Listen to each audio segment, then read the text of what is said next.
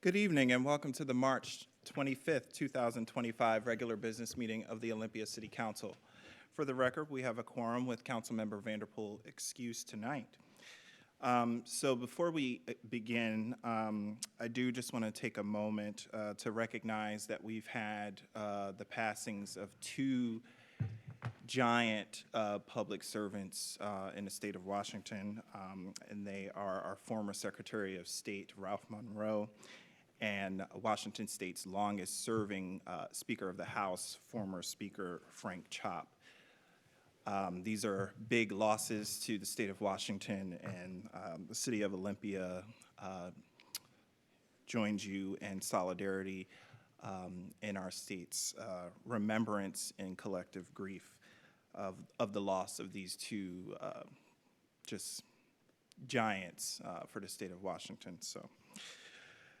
I also, and more lighter news and exciting news, I also just want to mention that Councilmember Vanderpool is a new dad, and so that's why he's not here tonight. So congratulations to Councilmember Vanderpool and to your wife and Alicia, and congratulations on the birth of your new son. So with that, I need a motion to approve tonight's agenda. I'll move to approve the agenda. Second. All those in favor of the agenda signify by saying aye. Aye. We have an agenda. So our first item tonight is special recognition, a proclamation recognizing Transgender Day of Visibility. And we have a shared reading of the proclamation tonight, beginning with Councilmember Madrone. Whereas Transgender Day of Visibility was founded in 2009 by transgender activist Rachel Crandall, the executive director of Transgender Michigan, to acknowledge and honor the successes achieved by transgender people. And whereas the City of Olympia celebrates the significant contributions transgender, gender nonconforming, and non-binary people make to Olympia, and affirms that they are vital members of our community. And whereas Transgender Day of Visibility provides a forum for transgender communities and allies to raise awareness of the need for visible support and resources for transgender, non-binary, and gender non-conforming people, and awareness of the persistent transphobic prejudice that permeates our society. And whereas transgender, gender nonconforming, and non-binary community members are business owners, artists, educators, advocates, activists, family members, and friends who deserve to live free from discrimination and harassment of any form. And whereas the City of Olympia honors the transgender, gender nonconforming, and non-binary people of Olympia for their resilience and activism within our community, and acknowledges that work still needs to be done to address anti-transgender violence, particularly at this time when transgender rights and existence is being challenged. And whereas the City of Olympia recognizes that our transgender and gender diverse community members deserve a safe place to not just survive, but to live and thrive. And now, therefore, be it resolved, the Olympia City Council does hereby proclaim March 25th, 2025 as Transgender Day of Visibility and urges all residents to respect and honor the right of our transgender and gender diverse community members to live openly in an authentic and accurate representation of who they are, free from violence, harassment, and discrimination. Signed in the City of Olympia, Washington, this 25th day of March, 2025, Olympia City Council, Dante Payne, Mayor.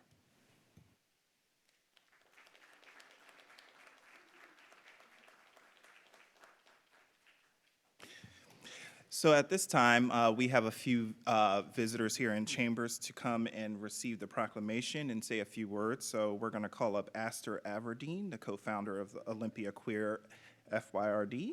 I'm not sure how to pronounce that. Feared. Okay, thank you. And Valerie Dettenwanger, co-founder of Olympia Queer Feared, and also Elliot Brush from Oli Trans Fam. So please come up.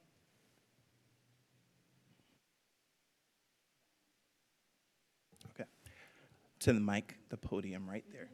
Yeah, for your remarks. And then we'll come to you for a photo after.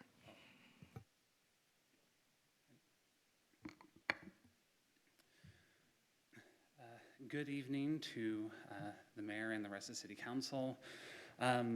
Ultimately, this day, while is a very good remindance of everybody that there is still significant work that needs to be done, both in and out of the trans community, it's also yet another day of remembering that progress is never a single motion. For centuries on, and at this point, millennia, honestly, there's always been a strive for wider progress, whether it be through trans communities, whether it be through other oppressed cultures of any kind, religious, cultural, ethnic, what have you. There's always a strive for greater progress. And individuals that would work against that progress, they don't care who you are. They want to strive and make any chinks that they're able to. And something that needs to be reminded is just because there's a battle on a different frontier doesn't mean that it's not a battle that you have to fight yourself. The harbingers in our past decades and our ancestors, or even people that are still living currently that had held the torch for greater LGBT plus representation and equality, they need to pass the torch to somebody. And while many think that gay rights may be solidified as law in the land, we, as the trans community, are in many ways the new frontier for the quest against the wider gay community, the intersex community, and many others that are coming along there. And I would merely state that if our cis allies want to do the best thing for us, it's not only to work together with us, but if you are gay, non-binary but don't identify as trans, bisexual, or anything other than trans, be proud about that, because I've heard many of people that are afraid to express themselves and express their loving partnerships, their loving marriages to somebody of the same gender. But we as the trans community don't have that choice. Us existing and us being out in public demonstrates our resilience and our avenue of working against their efforts to try and dismantle us and the progress that's together.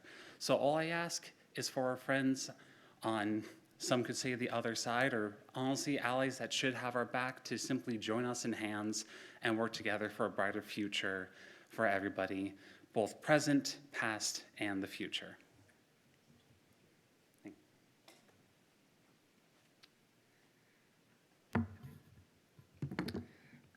Hi, my name is Elliot. I identify as a trans man, and I've been out since I was approximately 16, and I just hit 21 about a week ago. Being trans is difficult and very scary, especially with our current political climate. But I was and am very fortunate to have incredibly supportive parents, and thanks to them, I was able to get top surgery when I hit 18. Even despite transitioning, it's terrifying. There are a lot of hateful people out there who would hurt me for using the restroom that I identify with. And not everyone gets the privilege to transition like I did, whether it be physically or socially, whether that be due to federal laws or an unsupportive family or an unsupportive just community in general. Olympia officially recognizing us as an important part of the community is a beacon of hope for not only me, but for a lot of us right now that I think we really need. And all I want to do is thank the people who made this happen today, because it means a lot to all of us. So thank you. Hey. Great timing, Valerie. Do what I can. So I would say that my big thing this year, I was here last year as well, is we're a sanctuary city. What does that mean? Like, how do we go about embracing that? Obviously, as a city, we have limited funds. So as far as allocation of resources and things like that are concerned, there are some limitations. What can people do? Well, a lot of it is just empathy. A lot of it is trying to be the best ally that you can possibly be for us. It's been a hard year. I'm not gonna lie, our people have had a hard time. We're here, we're visible, we're proud, we're people that have functions in our community. We're people that, when we're empowered, can do great things. We've got great artists in the community. My lovely partner Aster and I manage a combat sports group. There are a lot of cool things that we have going on and that we can offer. one thing that we could ask for in return and would like is just empathy. It's been a hard year. What does that look like in practical terms? Well, doing your research to know how to talk to us and refer to us. I am not a trans, I am trans feminine, for example. Having like a basic knowledge of, rather than saying, what are your preferred pronouns? They're my pronouns. Say, what are your pronouns? And doing that kind of research is very helpful when you're trying to embrace a marginalized population, and a marginalized population that is growing here exponentially due to political circumstances, obviously outside of our city's control. But that's the one thing I would ask for more than anything is be a good ally. When you can, give us a break. It's been a hard year. And do your research in being a better ally. Thank you. Thank you all. Any comments from the dais? All right. Thank you all so much for being here, for being willing to step into a public space in this climate, in this particular time, to accept this proclamation, and not only represent the Olympia community and the trans community in receiving this today, but also coming here as yourselves and representing who you are as a person to us and as somebody who lives in Olympia. A few things that I heard were what does it mean to be a sanctuary city? And I'll just capture something really quickly for you about what that means, at least in terms of the city of Olympia as an organization. So what it means is that we won't have our employees of the city of Olympia or our police department, our police chief is sitting right there in the back, they will not engage in any behavior or providing any information to outside entities who want to use data or information on trans people in our community, whether they are employees of the city of Olympia or people who live here, for purposes of causing harm, like sharing data or other information. Not that we've ever done that before, but declaring it in a sanctuary city resolution states it very clearly that it is a policy of the city of Olympia that we will not take such actions.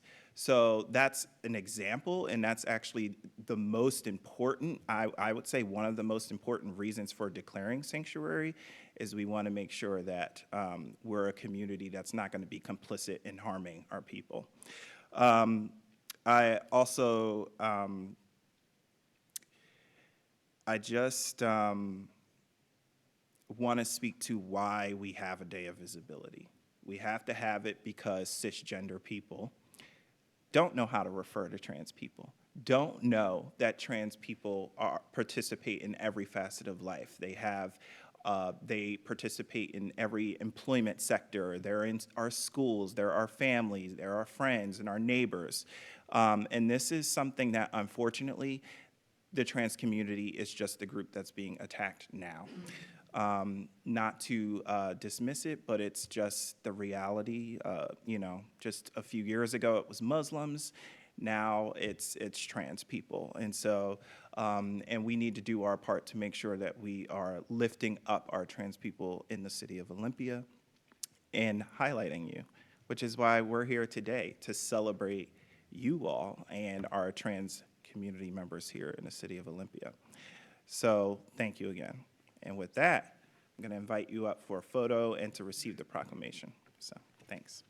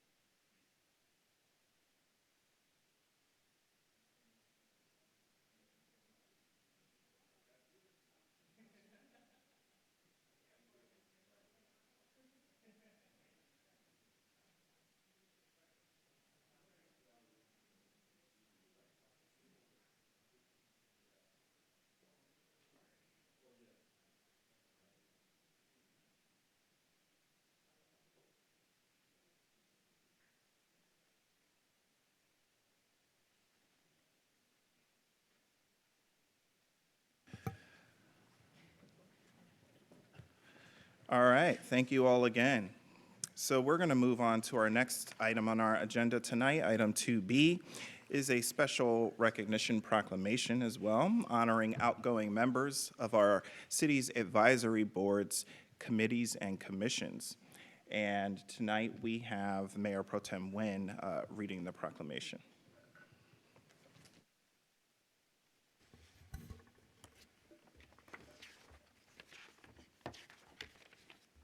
Oh, I will read the prettier one. Yes. Yes. Okay. Whereas, since the establishment of the first advisory body in 1935, the City of Olympia has turned to community members for their views and advice in the creation of policy and development of our city's future. And whereas, over the last 90 years, the city has established advisory bodies devoted to city planning, the arts, heritage, bicycle and pedestrian issues, parks, utilities, social justice, cultural access, design review, lodging tax, and law enforcement oversight. And whereas these council-appointed advisory bodies provided a structured way for residents to share their opinions, study issues, and develop recommendations, providing judicious advice from the community perspective to the Olympia City Council. And whereas over the last 9 decades, hundreds and hundreds of Olympians have volunteered and given their time in service to the community through a city advisory committee, board, or commission. And whereas every year, as the council has the honor to appoint new and reappoint current advisory body members, others have done their service, step away. And whereas currently 21 advisory body members are departing from the following bodies: the Arts Commission, the Bicycle and Pedestrian Advisory Committee, the Cultural Access Advisory Board, the Heritage Commission, the Lodging Tax Advisory Committee, Olympia Metropolitan Park District Advisory Board, Parks and Recreation Advisory Committee, Planning Commission, Social Justice and Equity Commission, and Utility Advisory Committee. And now, therefore, be it resolved, the Olympia City Council does hereby proclaim its deep gratitude for the service of Tracy Schreiber, Allison Bremner, Jennifer Riedmeyer, Stephen Albright, Michaela Schaefer, Wayne Klepp, Andrea Pareges, Audrey Henley, Annette Pitts, Roger Horn, Candace Bach, Daniel Farber, Tracy Carlos, William Hanna, Parfait Basile, Genevieve Chan, Mark Hodgson, Larry Watkinson, Rochelle Martin, Arlen Schneider, and Sherry Chilcutt, and urge all residents to recognize and value the amazing gift of their time and talent to the City of Olympia and the Olympia community at large. Signed in the City of Olympia, Washington, this 25th day of March, 2025, Olympia City Council, Dante Payne, Mayor.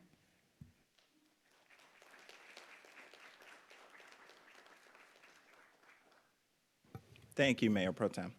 So now I'm going to call forward our Strategic Communications Director, Kelly Purse-Brasseth, for a few words. Thank you, Mayor Payne. Council members, for the record, I'm Kelly Purse-Brassett, Strategic Communications Director. This is the third year over the last few years of this process of more intentionally recognizing departing members of our council-appointed boards, committees, and commissions. Right now, more than 90 community members across 12 advisory bodies are engaging with city staff on city priorities and providing council with their perspectives and insights on issues that are shaping the future of the city. This, as you all know, this is a highly engaged community, and some of the most profound and impactful engagement is happening on our boards, commissions, and committees. Your proclamation this evening recognized 21 community members who have stepped off their respective advisory committees. But beyond the proclamation, departing members are shown our appreciation in the following ways. Those who completed one term, that's a 3-year term of service, receive a certificate of appreciation. Those who've completed 2 terms receive a certificate of appreciation and a letter from the mayor noting accomplishments while serving.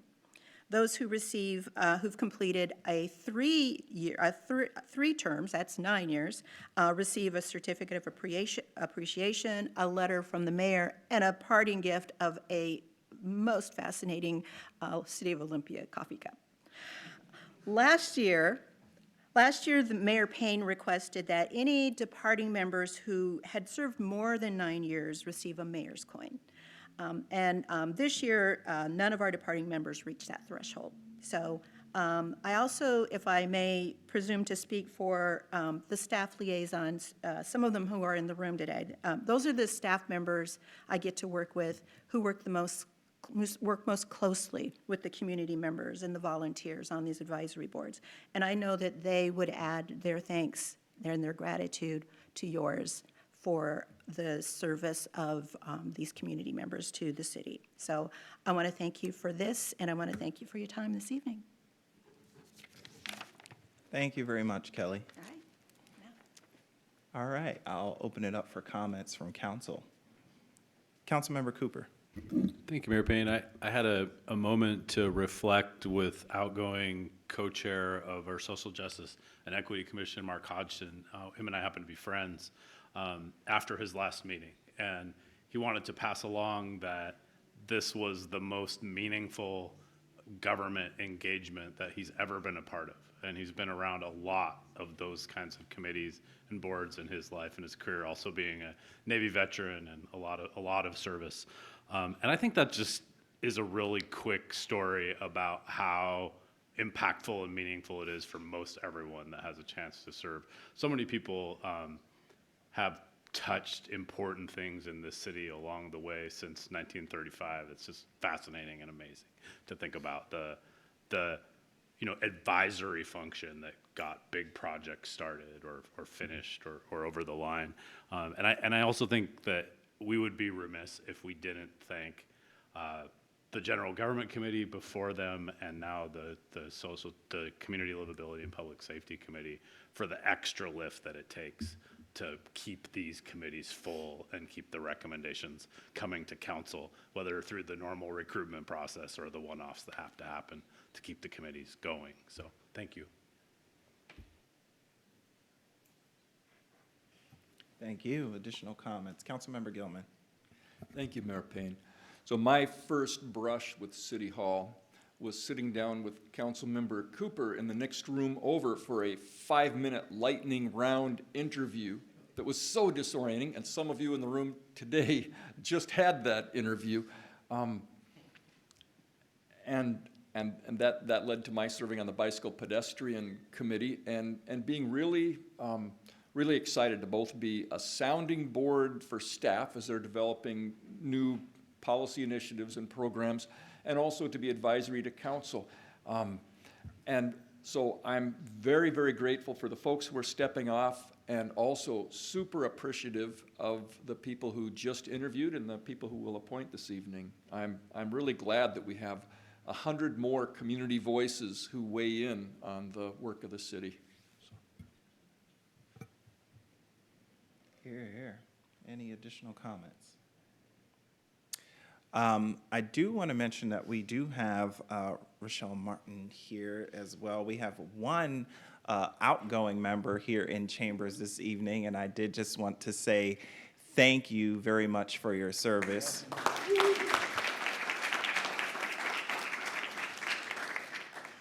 Yes, as you just heard, the words from council express that we're in forever in your debt for the service that you've committed to the city of Olympia. You know, we're the faces, but it's the advisory bodies and the rolling up of the sleeves and the work of doing that. And that ends up eventually here, you know, sort of in the final processes, but it's you all that help us arrive to those decisions. So we thank you so much for your participation in that work. So if you'll join us up here for a photo, I asked you ahead of time because I knew you were here. Absolutely, you can.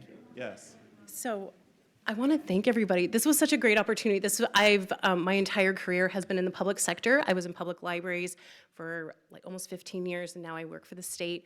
This was my first foray into municipal government, and it was fascinating to see how the system works.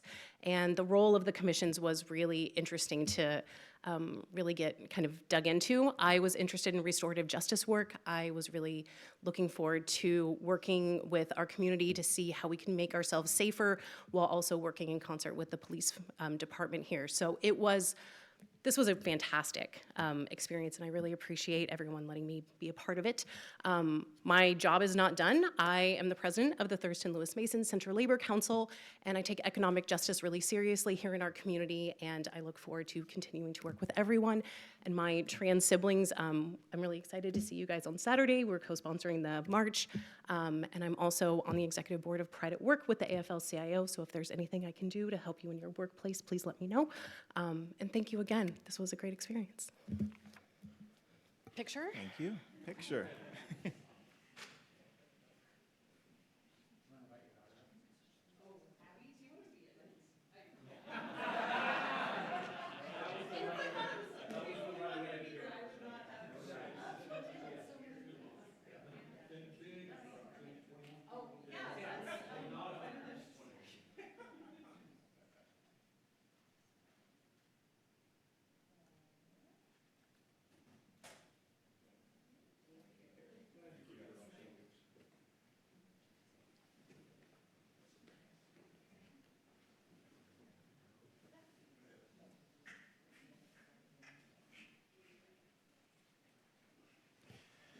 Okay, and that concludes our special recognition portion of our agenda for tonight.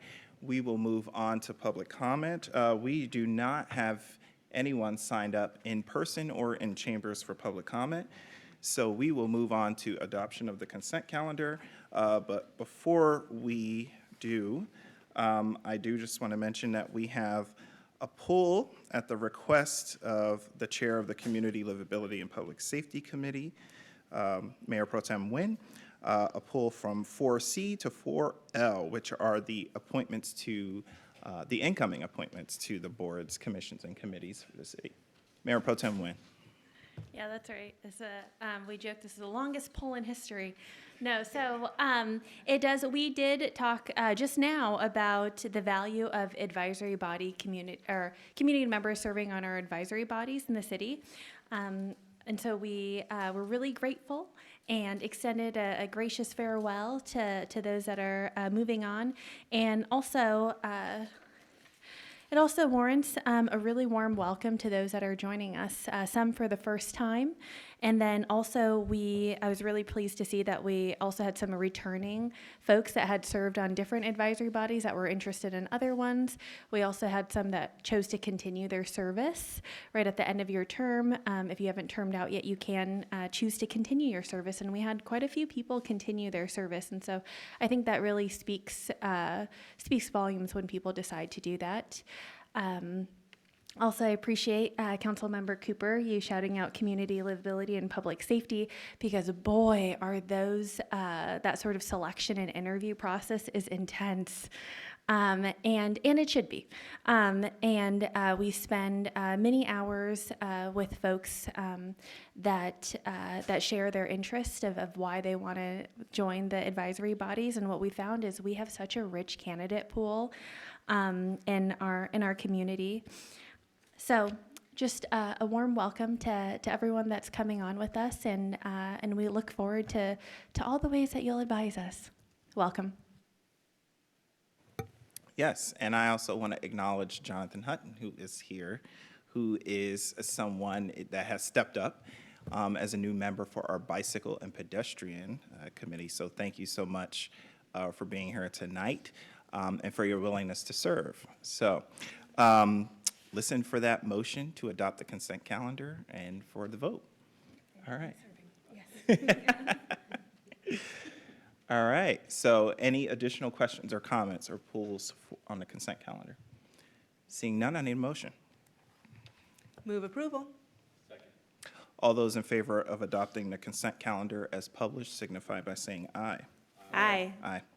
Consent calendar is adopted. Congratulations, Jonathan and all. All right, so that takes us to our only business item for tonight on our agenda. Item 6A, which is the 2025 legislative update.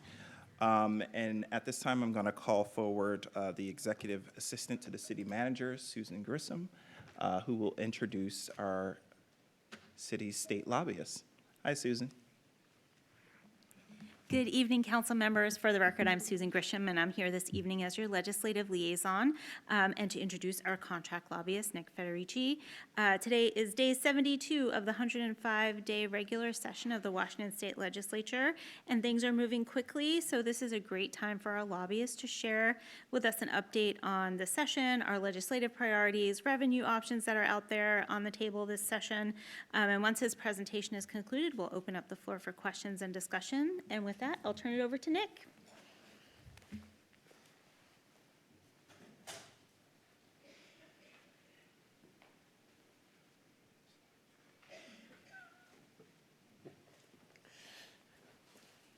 I require some remedial education, thank you. If this PowerPoint presentation looks like it was the first time that somebody had done one before, as tutored by their 8-year-old, there's a reason for that.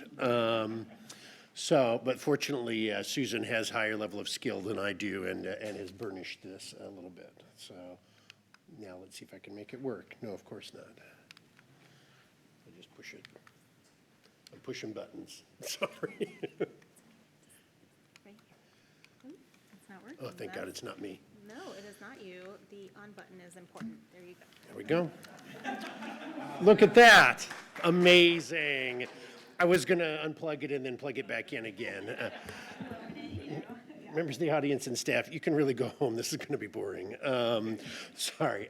So just a quick overview of what we're going to talk about tonight, sort of a timeline of where the legislative session is right now and where it's headed, some of the priority legislative bills that you identified and that your staff has been working with me on that are still alive and probably need a little helpful nudge. Priority budget requests, some of which are still outstanding or unpublished. Revenue options, a lot of different revenue bills that were just dropped last week. In addition to the budgets just being dropped yesterday and actually still being heard right now up the hill from here. And then any questions that you might have. He made it work. Okay. So you can see this. Yesterday, the operating budgets were released in both the House and the Senate. Right now, they're having those hearings. Next week, it's anticipated that the capital budget, construction budget will be released, and the hearings on that and on the revenue package that we'll talk about in a minute.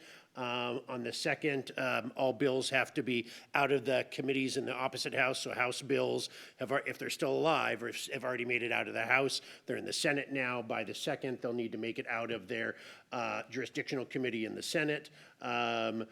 On the 8th, same thing for fiscal committees that deal with the bills that have financial impacts. By the 16th, the floor have to pass the opposite house on the floor, and then they have a little more than a week to resolve any disagreements between the two houses and the governor before the session ends. I can guarantee one thing, the regular legislative session will end on its appointed date on April 27th. I do not know whether or when a special session may be called. In recent years, it hasn't been for many years, we had a lot of special sessions, right, for a lot of different reasons. The recession, Great Recession, economic difficulties, partisan disagreements, et cetera. We have Democratic governor and 2 Democratically controlled houses, so we won't see the same sort of partisan division that has caused delays in the past. However, we do have, depending on how you count it, about a $16 billion operating budget deficit and about an $8 billion transportation budget deficit.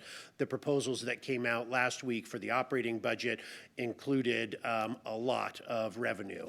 The Senate's proposal, about $20 billion in new or increased revenue options, and the House somewhat less.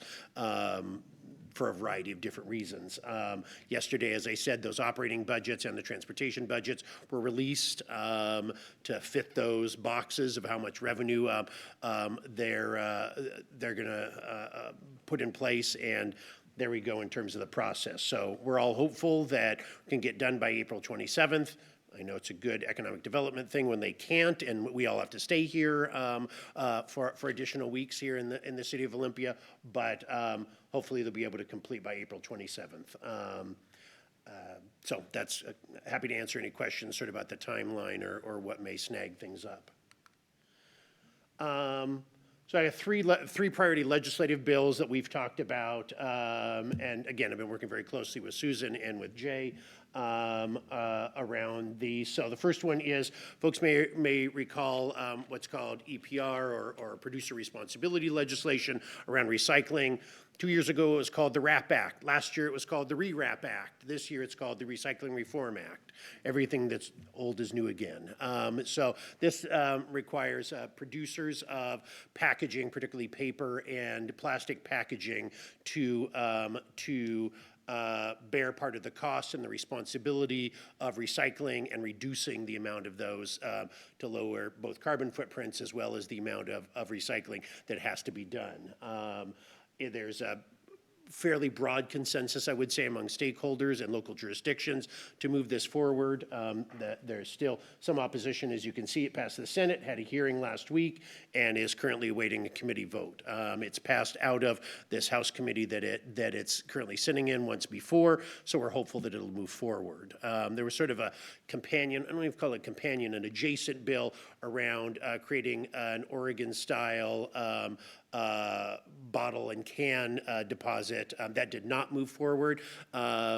Those two were sort of seen side by side. The EPR bill, as they call it, the producer responsibility bill around paper and plastic did move forward. The beverage container one did not.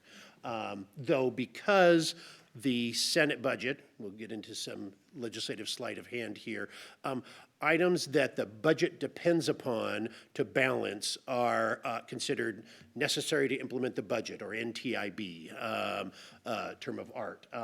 The Botto bill that I mentioned produces about $20 million in revenue in later years, and therefore may be considered NTIB, so we may see a resurrection of that particular bill. No bill is ever really dead until the final gavel falls. So happy to answer questions about this bill if you have any. Tenant protection, specifically rent stabilization. This is something I've worked on personally for other organizations for a number of years, so I know far too much about it. Happy to answer any questions. Basically, this caps year-to-year rents at 7% per year. Would be the strongest legislation, strongest law in the country. Passed the House of Representatives a couple weeks ago with 53 yes votes, all Democrats. Had a hearing last week and is scheduled for a vote tomorrow. May or may not get a vote tomorrow. There's still some jockeying around some of the details in that legislation, but again, this would be one of the strongest tools in the country for ensuring that rents are held down in Washington state. Continues to be very controversial, obviously. Major changes from the status quo are not made easily or painlessly. And so there's been a lot of, I think the last hearing there were something like 5,000 people signed in support, not all to testify, and about 4,200 people signed in opposition. So you can see people from all around the state on both sides of the issue are digging in hard in terms of how this would improve or not their lives. Councilmember Madron. When you say there's some jockeying around on this bill, like, are a lot of amendments being proposed? What are some of the things that you're seeing getting thrown out there for the consideration of the committee?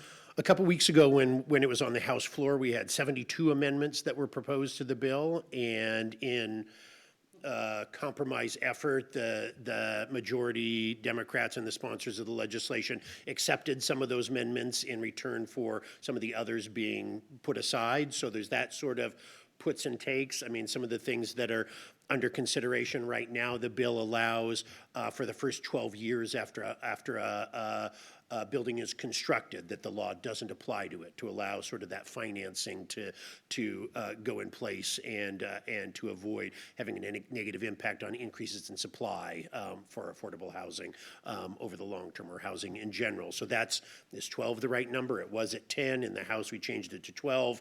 Could that go up? The notice period for rent increases is something that's under consideration.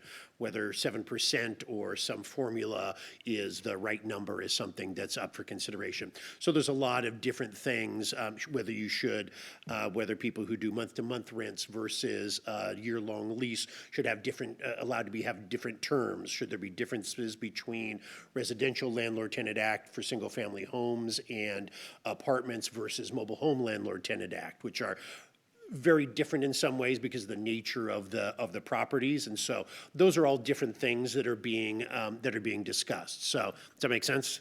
Yeah. Awesome.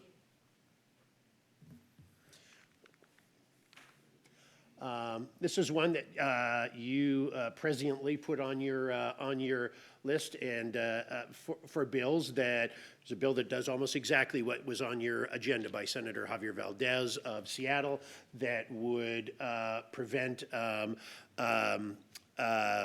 firearms and other types of weapons from being brought into many public buildings, parks where children are. This is something that's been around for many years. I've worked on it for other organizations for a number of years, and knock on wood, it looks like we're getting closer to the finish line this time. Obviously, something that's very controversial in some quarters, but and interestingly, not all local jurisdictions are on board with this because they have a different community culture than the city of Olympia does. But I think this is getting close to the finish line, hopefully, and something that we'll see move forward. Nick, I do have a question about that one. Yes, sir. Actually, so we as a city have banned firearms in city-owned buildings. So I'm just curious, is the word to pay attention to all publicly owned facilities? Because how is it different from? My understanding is there's currently limitations on what locations you as a municipality can ban firearms and other weapons in, and so this would not move all the way, but would expand that. And I'm happy to get you a more detailed sort of list of what those changes are if you need. No need, just curious. Thank you. Absolutely. Priority operating budget requests that were on our agenda for this year. So great news. Well, good news, bad news. The support item is to continue the $3.5 million in right-of-way relocation assistance for folks in encampments and similar circumstances. Last year, the budget for that was $150 million. Last biennium, the budget for that was $150 million. This year, both the House and the Senate budget have $90.1 million in it. So the good news is when you see both the budgets come out with that level, not much negotiating to be done, hopefully, and so that should be in the final budget. The bad news, it is down from the $150 million that it's been in the past. There are guidelines for this around a formulaic basis to put that out, as well as, no, that's wrong, not a formulaic basis. There's a basis for how, for applying for grants for this. I'm hopeful that at the Department of Commerce that those organizations, and we've had those conversations with folks at the Department of Commerce and at the governor's office, that those municipalities that have received these grants in the past will continue to receive them, sort of the coalition of the willing that were willing to step up in early years when the funding was uncertain, frankly, and utilize these funds. Hopefully those will still be forthcoming from the Department of Commerce, but that's the process is going to be as a grant application process as currently written. Again, nothing's set in stone till that final gavel falls. Questions about this? Additional piece about funding to continue permanent supportive housing, the $62 million number, again, in both the House and the Senate budget, and is the same level that was in previous budgets that were enacted by the legislature. So Tiny bit of bad news, it's not going up any, but in this year with a $16 billion deficit, holding serve is an accomplishment, frankly. Questions about that? And again, I think, having learned from your staff a little bit more about the way that the city of Olympia, I don't want to say uniquely, but particularly, I guess, approaches the encampment to tiny home or shelter situation to permanent supportive housing. It's not unique. It's perhaps the best developed that I've seen and heard, and this from somebody who's worked in homelessness work a long time. And sort of the sequential and deliberate way that you've done that, I think, again, even though these funds are available on a grant basis, City of Olympia, I think, rises to the top of candidates for that because you have a system, it's been shown to work, it has proven outcomes, and hopefully good behavior gets rewarded over the long term. So. Reparations study. Right now, at the hearing that I left to come down here at the House Appropriations and Senate Ways and Means Committee, there were dozens of folks in matching T-shirts, very concerned about the lack of a reparations study in this particular bill, or in this particular budget. So it doesn't appear right now in either the House or the Senate budget. But again, we've got a long race to run here still over the next 34 days, but who's counting, before the legislature adjourns. And so I know this is something that's a huge priority, not just to the city of Olympia, but to communities across the state, to BIPOC communities, et cetera. And so it's something that is going to remain on the table even though it's not yet funded. So it is fairly unusual to have neither budget have something in it and for it to appear in the negotiation, but this is something of particular importance. The Legislative Black Caucus is a group of legislators in both the House and the Senate. Washington is the largest legislative black caucus of any state west of the Mississippi, and they have chosen reparations and community reinvestment program and a couple other items as their must-haves in the budget. So I don't know whether they will hold out on voting for the budget unless this is included, but that's a possibility, and that obviously adds some leverage to the ongoing conversation around that. So I'm hopeful. I had a long conversation today with Representative Chapalo Street from Seattle, who's been the sponsor, the requester of this particular proviso. There's discussion about there being a bill. A lot of folks wanted a bill. I think that the analysis was done that, to be frank, a bill created an opportunity for opponents to bring some negative energy, let us say, to the conversation around racial equity, and that it was preferable instead to do it through a budget proviso where the same outcome could be accomplished, that a study on reparations could be done without the same level of negative activity that could happen.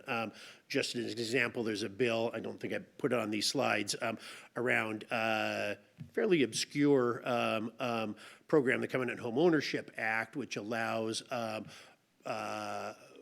communities of color and other disadvantaged communities that were explicitly discriminated against in racial or religious covenants on real estate up until the Fair Housing Act of 1968. And those families that or their descendants are eligible for home ownership assistance and in the form of loans, down payment assistance, et cetera. And thousands of people signed in opposition to it, despite the fact that it was a modest expansion in an existing program. So the level of racial animus sometimes that we see up at the legislature has been very apparent this year. And as a result, I think that folks decided rather than do a bill, that it was preferable to do a budget proviso to not paint a target on the back of some proposals.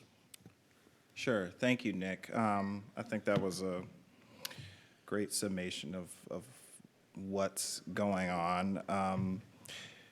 I think they should all go on the record for where they stand on something like this. So I'm always in favor of introducing it as a bill. And, you know, I'm not really surprised by this outcome. This is the first session we've attempted this, and if you know anything about, you know, bringing an issue to the legislature, it doesn't necessarily get done in the first session. So I'm not surprised by that, besides the fact that Black Americans have been waiting for over 200 years for this. So, I mean, this is one session, so we're used to waiting, and we'll keep pushing while we wait. I'll just say that in terms of, you and I had a discussion before the meeting about this, this competition between study and services. And I think that's a false choice. I'll just go ahead and say that. But I do, I think that it's hard to provide services for something you haven't studied. So I'll just leave it at that. Thank you. Councilmember Madrone. Yeah, the mayor alluded to this in his comments just now, but, you know, the governor has said, you know, that it's a budget priority of his to not fund studies for the legislature. I heard the House say a similar thing in their press conference yesterday. Do you think that that is the holdup with this particular issue, or is it that it is controversial? I think if they were going to, yes, I mean, so both the governor and the legislature is trying to move away from doing so many studies. Again, particularly because of the fiscal impact, right? You have a $250,000 study for something that one member wants and they insist on it, and there you have it, versus spending that $250,000 on something that provides direct services that could actually solve the problem. That's the I think the thought process is how to weigh that. And in a $16 billion deficit, I think they're just being very careful about leaning into providing services rather than evaluating or doing studies. I think that has a lot to do with it. If there is even a little bit more openness, I think, from the legislature about doing studies, I would think that this would be at the top of the list, both in terms of merit as well as the amount of support it has in the community and in the legislature. So I'm still hopeful that this gets through. On to capital budget requests. We're still waiting, as I mentioned, for the capital budget to come out. The capital budget is capped by constitutionally the amount of bonds that you can issue as a fixed percentage of the operating budget. So this week's operating budget exercise and determining the various revenues that go into that is going to determine the size of the operating budget box, of which the capital budget is a fixed percentage. So they're waiting on this until they know what the size of their box is that they have to fund. So we still don't know yet about the Deschutes estuary restoration. I've talked on a number of occasions with folks, both with our delegation as well as the folks that are in charge of making those decisions. Very positive conversation, as well as with the Department of Enterprise Services. This is something that everybody says, yes, it's a priority. Whether it gets the full $26 million or not, I think is the open question. Again, the capital budget is more robust than the operating budget right now. It's just not as robust as it's been in the past. And so a lot of it depends on how much they're able to fund. In talking to a number of legislators and staff, I think they're going through everything with a fine-tooth comb. So whether or not 26 million is the amount, it sounds, knock on wood, I don't want to jinx anything, like this is likely to be in there, according to the folks that are writing those budgets. Councilmember Madrone. Oh, sorry. Sorry, I have so many questions for you this evening. So in the last biennium, this funding for the Deschutes estuary ended up in the operating budget, and there were some political challenges that led to that. I suspect that it is a tougher year to switch things over to operating.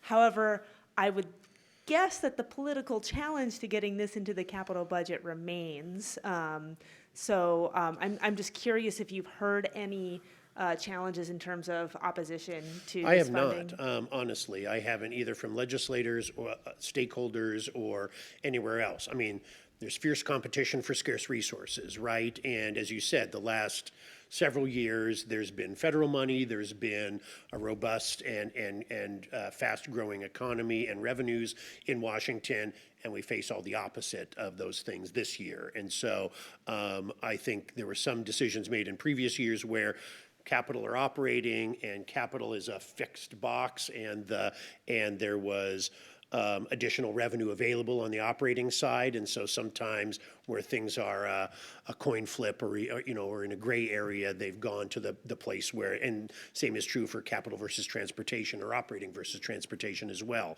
There's times when you go, yeah, I can make an argument why that should be in the bigger budget as opposed to the one that's smaller. But I have not encountered any political pushback as I've talked to both Republicans and Democrats around this.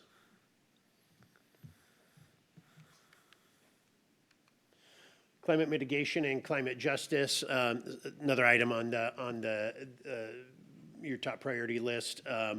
Again, we're just waiting at this point for the budget to come out. I think there will be money in the budget in the capital budgets for these types of items.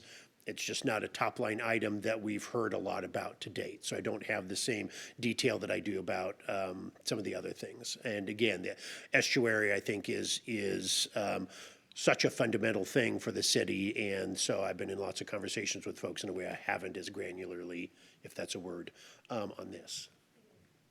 Thank you, I appreciate that. Joint Animal Services, you may know a representative who recently served in this building who is very enthusiastic about this. We're just waiting to exhale on this. She feels optimistic about it.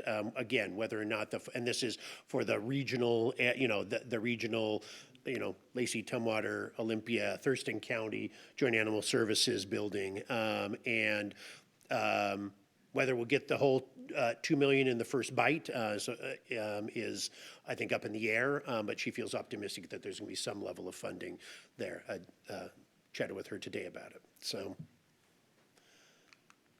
and as you know, she is nothing if not positive. So.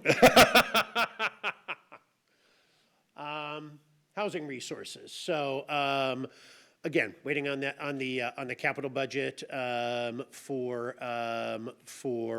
the release of how much is available in terms of housing resources. Housing Trust Fund has been a long time tool for housing affordability in Washington State. Both Governor Inslee in his outgoing budget and Governor Ferguson on his incoming budget allocated $536 million, which is not quite a historic level, but very, very high, particularly given the current economic circumstances. Folks are very pleased with this amount, and knock on wood, hopefully we'll see something at or near that level. Lots of words now. This is the property tax cap, currently capped at 1% at both the state and the local level. These are two bills, different bills, one by Representative Bergquist in the House, the other by Majority Leader Senator Jamie Peterson from Seattle in the Senate. The House version technically retains the 1% cap, but also allows a growth factor of CPI plus population growth up to 3% for both the state property tax cap and the local property tax cap. The Senate bill would increase the state cap from 1% to 3%, but for every jurisdiction, local jurisdiction, it would go up depending on the local CPI and population growth from the previous year. And so that would, at the local jurisdiction's discretion. So you could increase it to the full amount of CPI plus population growth.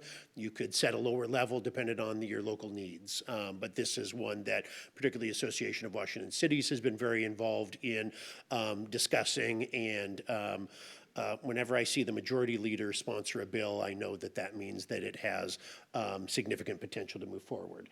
In addition, there are a number of property tax exemptions for persons with disabilities, seniors and veterans. I guess this one basically maxes out the anybody who's eligible for the senior and or a person with disability property tax exemption would be able to avail themselves to try to make sure that it's more progressive than just a flat one. Excuse me. So questions about that? Yeah. City Manager Bernie. Yeah, I just wanted to comment that Senator Bateman is a co-sponsor of Senate Bill 5798, and she and I just had a robust conversation this afternoon on both these bills, and so I'm hoping that one of the two, as they come together, match, and they're getting pretty close. Councilmember Cooper. Thank you, Mayor.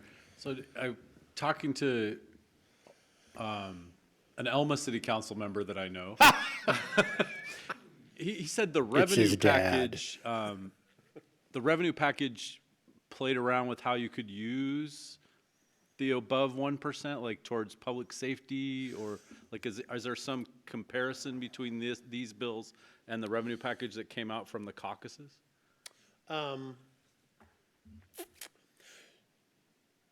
So these don't set, these provide pretty general flexibility. There's, I think, one that we have on a subsequent slide that has a little more, that's around public safety per se and how it defines public safety.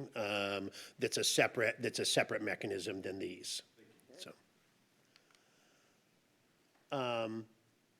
Two bills around housing resources. The first one, increasing the tiers in the state real estate excise tax and allowing local jurisdictions an additional, what folks sometimes call REIT 3, that would allow local jurisdictions an additional 0.25% real estate excise tax for dedication to housing resources. That's by Representative Berg, who's the chair of the House Finance Committee. So again, it should have some legs. None of these have moved forward at this, well, no, not, that one hasn't moved forward at this point because it's tied up in the bigger package of bills. The second one, folks may be aware that state, county, local all get funding from document recording fees for about the last 25 years. But when it was originally put in place in 2001, and I know because I was the guy who advocated for that bill way back then, we exempted bank-to-bank transactions. So if you buy a house from me as a seller, I pay the real estate excise tax. If Bank X sells a mortgage to Bank Y, they don't pay that.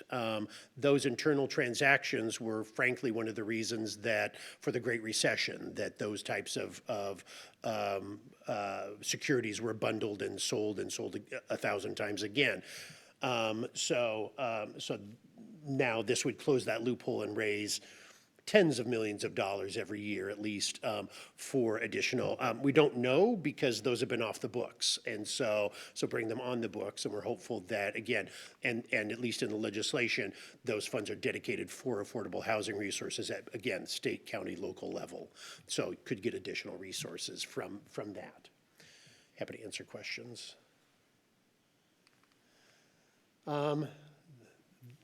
These are the really complicated ones, so I'll do my best on these. House Bill 2015, I mentioned that I think that the Legislative Black Caucus has three priorities: Community Reinvestment Program, reparations, and House Bill 2015. There has been some contention around the request from Governor Ferguson for $100 million for new police officers.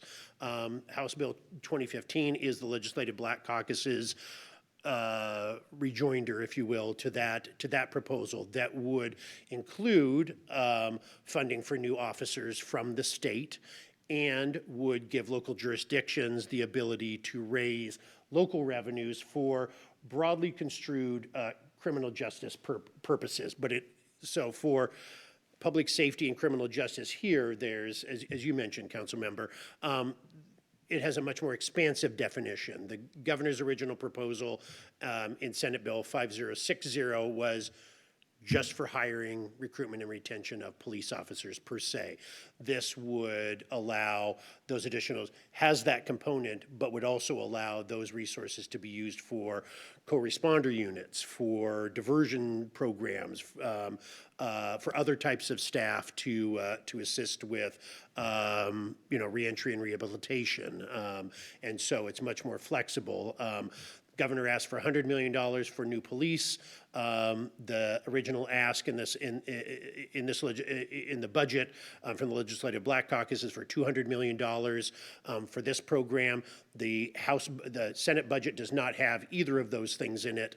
The Senate budget doesn't. The House has $50 million for each. $50 million for each of those purposes. So we'll see what moves forward. Expected that there's going to be a robust conversation between House, Senate, and Governor about how that funding is done. Senate Bill 5775 has a very complicated formula. I'll try to do this right. Currently, counties are allowed to take so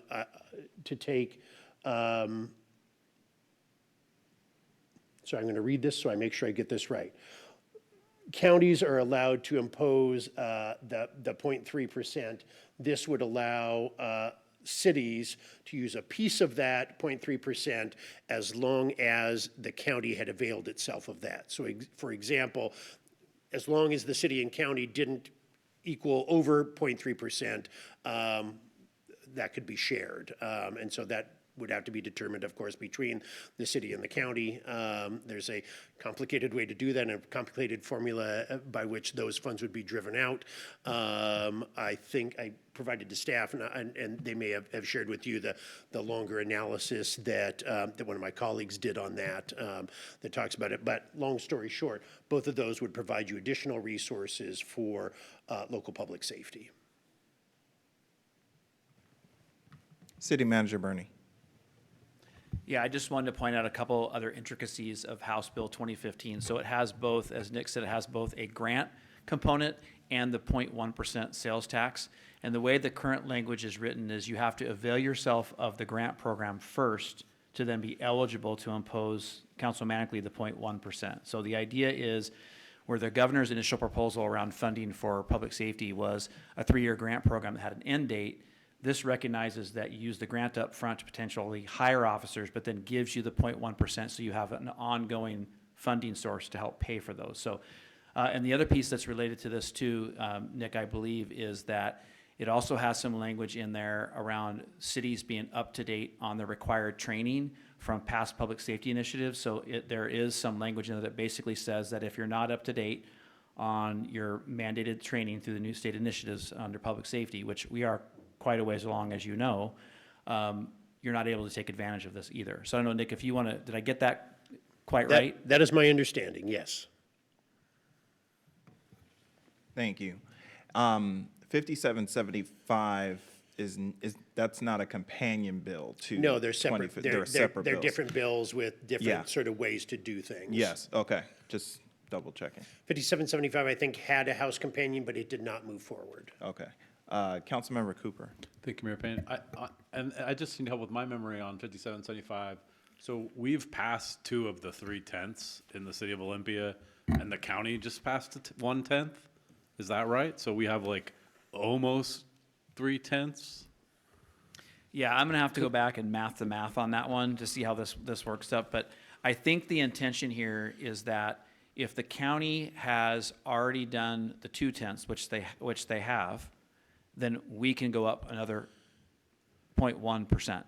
So the 2 measures that we did were different? Yeah. Allowed authority that we passed in No, we took previous advantage voted of measures? we took advantage of 1/10 of the 1%, and then the county passed the 2/10, which means we got another 10th.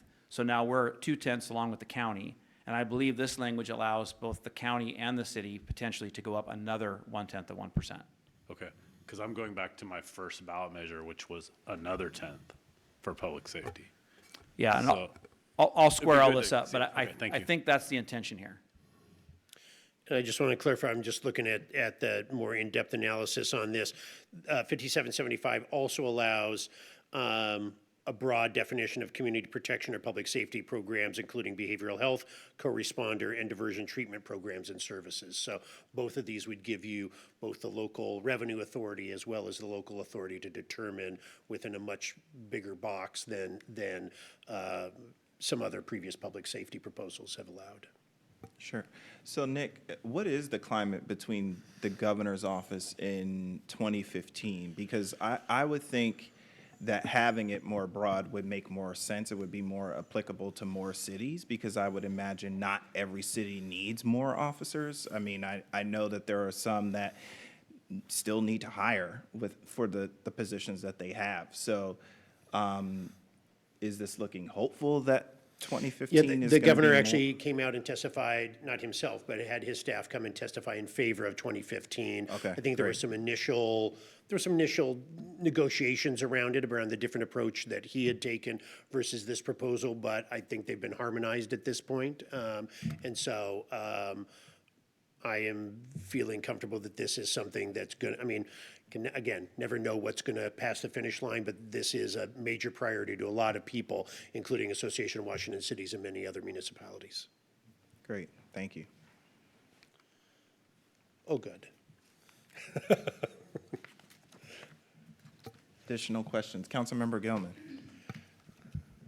Nick, you had mentioned early on that there was about 20 billion in revenue proposals in the Senate side, so I'm just wondering, at the broadest level, could you describe when those, like, are those all supposed to be hammered out by April 8th, by that deadline? By April 28th, or 27th, yes. By the end of the session? By the end of the session, yes.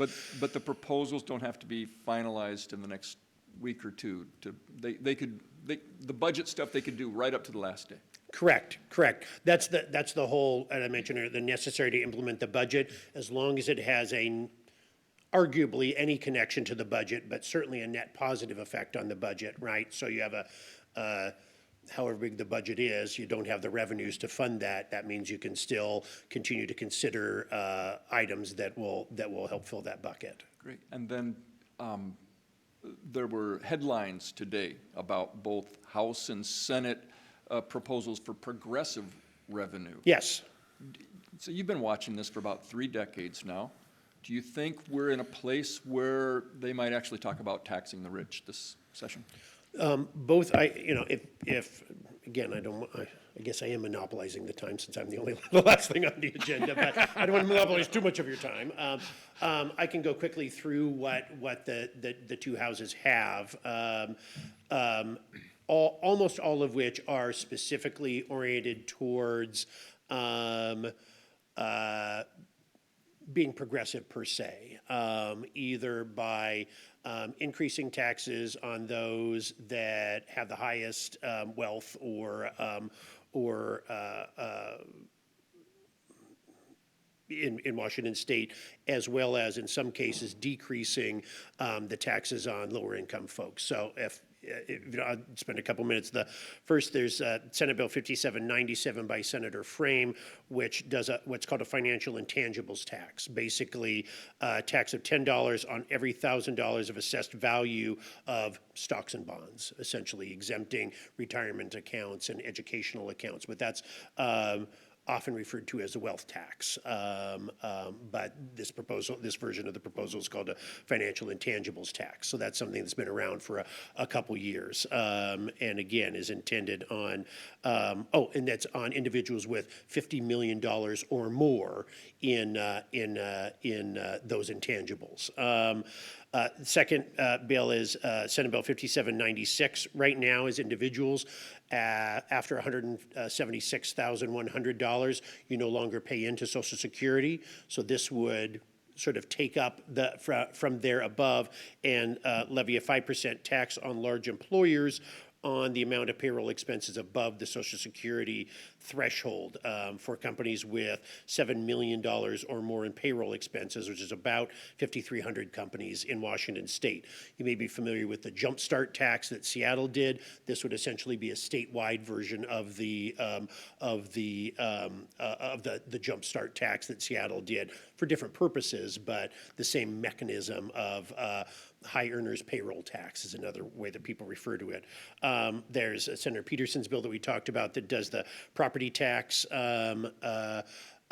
lid lift. There's a bill 5794 by Senator Jesse Solomon from Shoreline that would repeal a range of tax preferences that the Nonpartisan Joint Legislative Audit and Review Committee has recommended. And they go through, I think it's 10% of the tax exemptions every year and recommend, is this meeting its goals as it seemed to be? And so they've identified a number of things that they feel have are no longer warranted based on the way the economy has changed over time. For example, on in-state trucking, gold bullion, wholesalers of prescription drugs, and several others, which will raise about $1 billion over the next 4 years.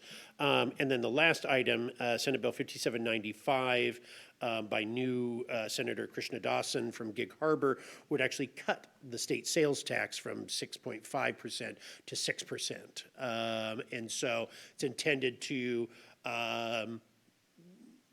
offset, right, and add to the progressivity of the tax system by more taxes on the wealthy who can most afford it, and cutting taxes on everyday people, a flat tax that the sales tax is. It's the most regressive tax in Washington.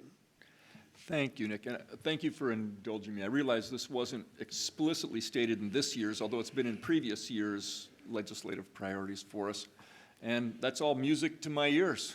So I appreciate it. Just two other quick things. The House we talked about lifts the lid on the property tax. They also have two other mechanisms that they use.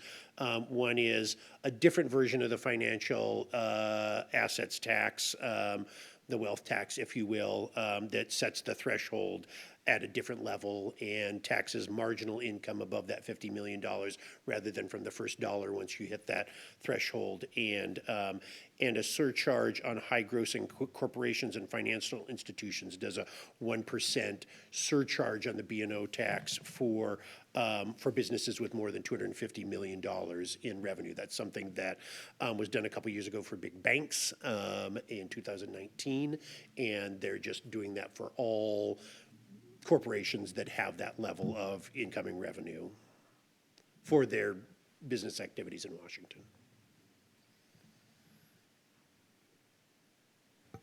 Thank you. Any additional questions? I know I probably told you a lot more than you wanted to know, sorry.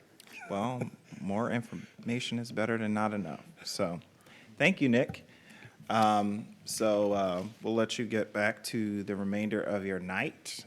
We appreciate your work for us on our behalf on the Capitol campus, and best of luck to you and for us for this final push. So we'll see you again for another update after the session. So thank you for your work. All right. So that concludes our business items for tonight, and we will move on to council reports. I'll begin with the mayor's report. Last Thursday, on March 20th, the Law and Justice Council met for our bi-monthly meeting. In between meetings, we had elections for chair, and John Thunheim and Patrick O'Connell were once again elected to serve as the chairs of the Law and Justice Committee. I did want to share that a few things that we discussed in this last meeting.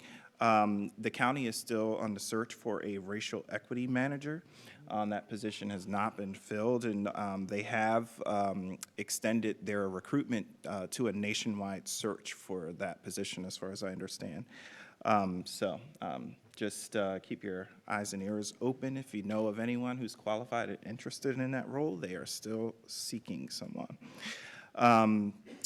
We did a brief overview of the Law and Justice 2024-2026 strategic plan, where we discussed our objectives and how far along we are into achieving our goals. I'll just briefly run over what those 4 goals are. They are prioritize community safety while preventing entry into, deeper involvement, or return into the criminal justice system. Identify and eliminate disparities in our criminal justice system. Build trust in the criminal justice system among the public, community organizations, and participating agencies, and use data and evidence-based practices to build a more effective and efficient criminal justice system. So again, 2-year plan, those are the 4 goals. Obviously, they're very broad intentionally, obviously there's very specific objectives as to how to achieve those goals, but the county is hard at work to do so. A few things that we'll be discussing in the upcoming meeting, so again, that will be in May, will be the conversation on the opioid settlement process and what's going on there, as well as a conversation around data sharing. And this was quite a bit, actually, of an extensive conversation we had about how there are different entities that have different data available to them, and there's no way to sort of bring that all together to actually work on regional public safety response. And so that could be a big lift, considering that all the entities use that data for different purposes. But it's still a conversation that we want to have as a council as to how we can use data more efficiently for the region. With that, I'll start to my left with Councilmember Cooper. Thank you, Mayor Payne. I'm just thinking about that one because I had, in a previous job, I was part of getting the law enforcement records management system conversation going, and the City of Olympia was the first to buy into that with the City of Lacey, and then Tumwater, and then much, much later, the county. And so in hindsight, any data project like that should not move forward unless the county's ready to invest at the beginning, because otherwise you just have giant gaps. So, and then with that, I have nothing to report. Thanks. Yeah, that's right, and we did discuss that. But to the county itself, and then you have the sheriff's office, right? That also has data. So I think you're spot on with that, is because they obviously have quite a bit. So, and we're talking about regionally, so it makes sense that they would be the ones to start that out for us and lead the way. All right, Councilmember Green. Thank you, Mayor Payne. I have nothing to report. Mayor Pro Tem Nguyen. No reports, just doing my job. Councilmember Gilman.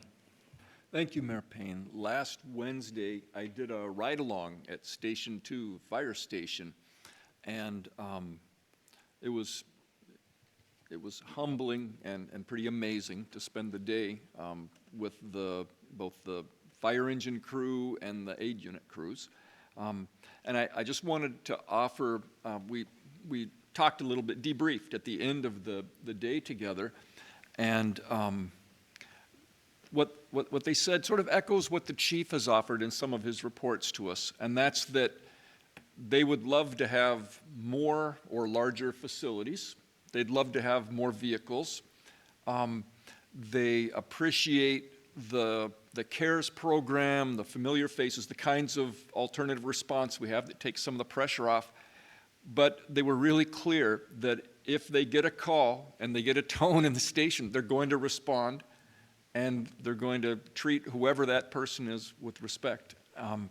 And I think that's really important. That was the same experience I had on the last OPD ride-along. That anyhow, I just want to recognize that while we're trying to create more alternative response, we're trying to create more resources, that it's pretty clear to me that our staff remain committed to responding to every call and serving people in the best way that they can. So I was reassured, and I wanted to pass that along.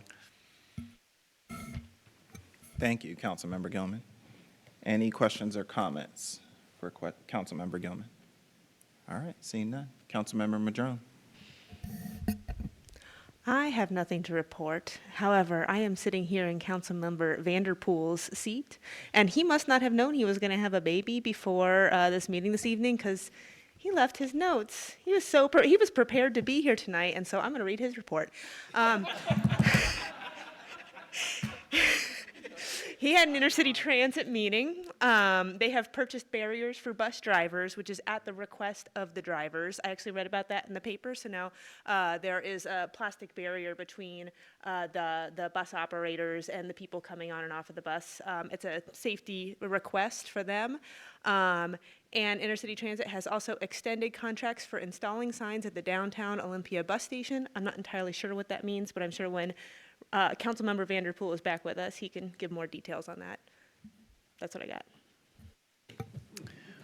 Way to represent. Yeah. Any questions or comments for Councilmember Vanderpool?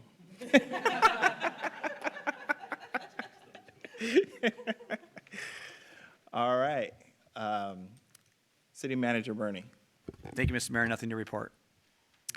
Okay, so at this time, we are going to recess for 5 minutes. After that recess, we will reconvene in room 423 for a closed session for up to 90 minutes regarding labor negotiations. After that session, we will be adjourned for the evening.